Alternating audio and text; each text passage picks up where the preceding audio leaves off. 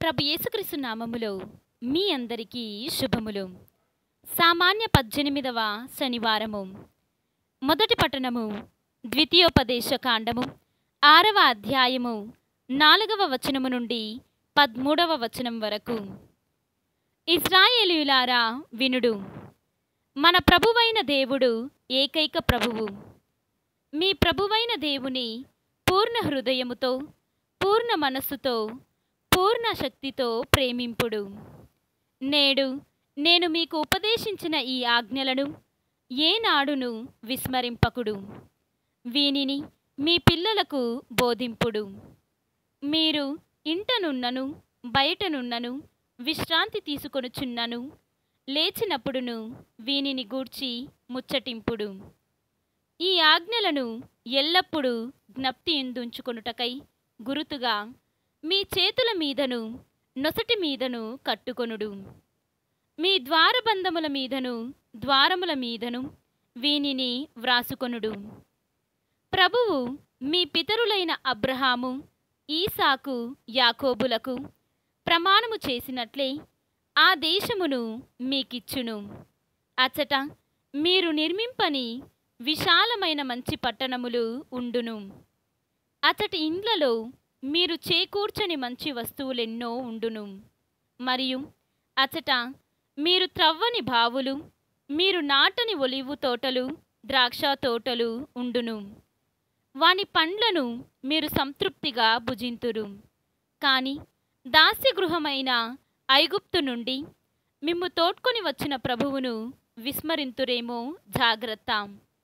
మీరు ఆ ప్రభువునకు భయపడుడు, అతనికి మ్రొక్కుడు, అతని పేరు మీదుగానే బాస చేయుడు. ఇది ప్రభువు వాక్కు. సర్వేశ్వరునికి వందనములు. ఈనాటి సువిశేషము పునీత మత్తయి గారు వ్రాసిన సువిశేషము 17వ అధ్యాయము 14వ వచనము నుండి 20వ వచనము వరకు. వారు అప్పుడు జనసమూహమును చేరగా అందు ఒకడు యేసు ముందు మోకరిల్లి, ప్రభు, నా పుత్రుని కరుణింపుము, మూర్ఛరోగము వలన తీవ్రముగా బాధపడుచు అనేక పర్యాయములు నిప్పులోను నీళ్లలోనూ పడుచున్నాడు. నేను ఇతనిని తమ శిష్యుల వద్దకు తీసుకొని వచ్చితిని, కాని వారు ఇతనిని స్వస్థపరపలేకపోయిరి అనెను. అందుకు యేసు వారితో, మీరెంత అవివిశ్వాసులు, ఎంత భ్రష్టులు!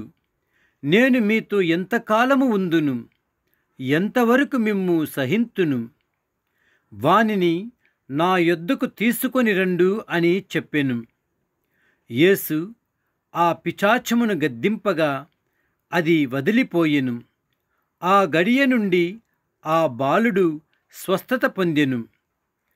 శిష్యులు యేసుతో ఏకాంతముగా, ఆ పిశాచమును మేమేలా పారద్రోలలేకపోతిమి అని అడిగిరి. యేసు వారితో, మీ అల్ప విశ్వాసమే అందుకు కారణము. ఆవగింజంత విశ్వాసము మీకు ఉండిన ఎడల ఈ పర్వతముతో, నీవిక్కడ నుండి తొలగుము అని పలికినచో అది అప్పుడే తొలగిపోవును. మీకు అసాధ్యమైనది ఏదియూ ఉండదని మీతో ఒక్కానించుచున్నాను. ఇది క్రీస్తు సువిశేషము. క్రీస్తువా, మీకు స్తుతి కలుగునుగాక.